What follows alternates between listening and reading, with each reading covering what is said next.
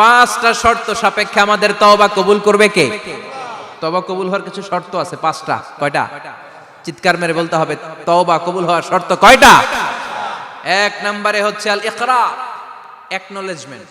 You have to give the acknowledgement that you are the greatest sinner on earth. আপনাকে ঘোষণা দিতে হবে যে আপনি এই পৃথিবীর সবচেয়ে বড় পাপী। এক নম্বর শর্ত, আপনি বলেন যে আল্লাহ, আমার চেয়ে বড় পাপী নাই, আকাশের নিচে জমিনের উপরে আমি সবচেয়ে বড় পাপী, এমন কোন পাপ নাই যেটা আমি করি নাই, ঠিক কিনা? এক নম্বরে পাপের ঘোষণা দেন। দুই নম্বরে আন-নাদাম, নাদাম মানে repentance. You have to be repentant for what you have ডান।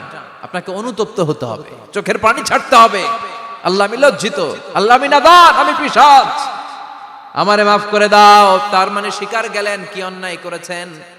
দুই নম্বরে আপনি অনুতপ্ত হলেন। তিন নম্বরে স্টপ, যেই পাপ করতেছিলেন ওইটা থামান। Stop what you have done, যেটা করতেছিলেন আগে থামান। আপনি সুদ খাইছেন, অনুশোচনা আসলো, মাফও চাইতেছেন, আবার সুদও খাইতেছেন, হবে? আপনি ঘুষ খেয়েছেন, তওবা শুরু করলেন, আবার ঘুষও খেয়ে যাচ্ছেন, হবে? থামেন, স্টপ। তিনটা গেল। চার number, to hate what you have done, ঘৃণা করতে হবে। যে পাপটা করেছেন মন থেকে, ওই পাপটাকে ঘৃণা করতে হবে। পাঁচ নাম্বার শর্ত হচ্ছে to determine that you never repeat this sin again in your life. আল্লাহর ওয়াদা দেন, কমিটমেন্ট দেন যে আল্লাহ, আমার জীবনে পারতপক্ষে এই পাপ জীবনেও করব না। চিৎকার করে বলেন ঠিক কিনা? তার মানে আপনি স্বীকার যান, তারপরে আপনি অনুতপ্ত হবেন, যে পাপ করেছেন থামিয়ে দিবেন, পাপটারে মন থেকে ঘৃণা করবেন, আর আল্লাহরে ওয়াদা দিবেন, আল্লাহ আর করব না। এই পাঁচটা শর্তের আলোকে তওবা করলে জীবনের সব গুনাহ মাফ করে দিবে কে? তওবার মতো তওবা করো, সব গুনাহ মাফ করতে পারে কে? তওবা করবেন তো? রাজি আছেন? কবে করবেন? এই মুহূর্তে তওবা করলাম, এই মুহূর্তে আল্লাহর কাছে ক্ষমা চাই, আল্লাহ জীবনের সব গুনাহ মাফ করে দাও। আমাদের দেশে তওবা করার জন্য হুজুর লাগে, কথা কন, পীর সাহেব হুজুর, বড় হুজুর, ছোট হুজুর, হাফেজ সাহেব লাগে না? হাফেজ সাহেব, ইমাম সাহেব, এদের ছাড়া নাকি তওবা হয় না। না, এটা ভুয়া কথা। আপনি অনুতপ্ত হন, আপনি চোখের পানি ছাড়েন, আপনি আপনার রবরে বলেন, ক্ষমা করে দিবে কে? ইমাম সাহেব আসতে হবে, শর্ত না।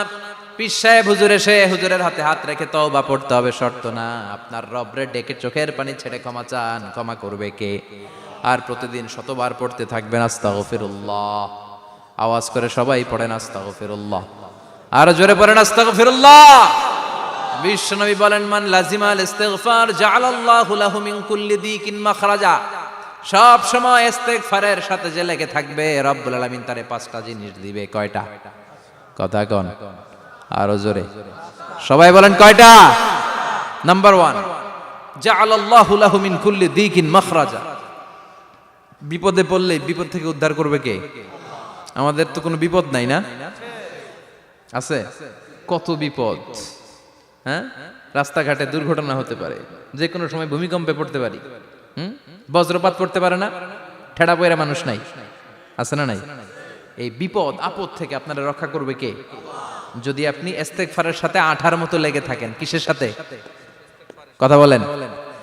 ইস্তিগফারের সাথে লেগে থাকতে পারলে এক নাম্বার হচ্ছে বিপদে পড়লে আপনারে মুক্ত করে দিবে কে? দুই নাম্বার, ওমিন কুল্লি হাম্মিন ফারাজা, যে কোনো ধরনের টেনশন, হাইপার টেনশন থেকে বাঁচায় দিবে কে? আমাদের তো টেনশন মেনশন নাই, না আছে? লাইফ নিয়ে টেনশন, বাঁচার টেনশন, মরার টেনশন, ক্যারিয়ারের টেনশন, রাস্তাঘাটে যানজট, এটার টেনশন, পুলিশের দৌড়ানি, র্যাবের দৌড়ানি, বাড়ির ভাড়া, গ্যাস বিল, বিদ্যুৎ বিল, ছেলে মেয়েদের লেখাপড়া, কত টেনশন। এই সব টেনশন থেকে আপনারে মুক্ত করে দিবে কে? তিন নম্বরে, ওয়ারযুকহু মিন হাইসু লা ইয়াহতাসিব, এমন জায়গা থেকে আল্লাহ আপনার রিজিকের ব্যবস্থা করবে আপনি কল্পনাই করতে পারবেন না। সুবহানাল্লাহ পড়েন। চার নম্বরে, সবসময় ইস্তিগফার যদি পড়া হয়, আল্লাহর কোনো আযাব ওই বান্দার উপরে আসে না। ওমা কানাল্লাহু মুআযযিবাহুম ওয়া হুম ইস্তাগফিরুন।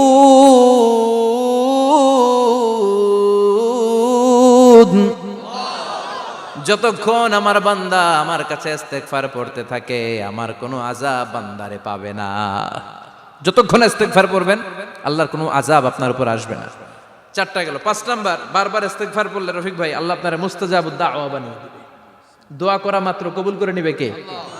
মুস্তাজাবুদ দাওয়া বুঝেন তো, মানে যিনি হাত তুলতে দেরি কবুল হতে দেরি হয় না। বারবার বারবার ইস্তেগফার পড়ে দেখেন যে আপনার দোয়া কেমনে কবুল হয়।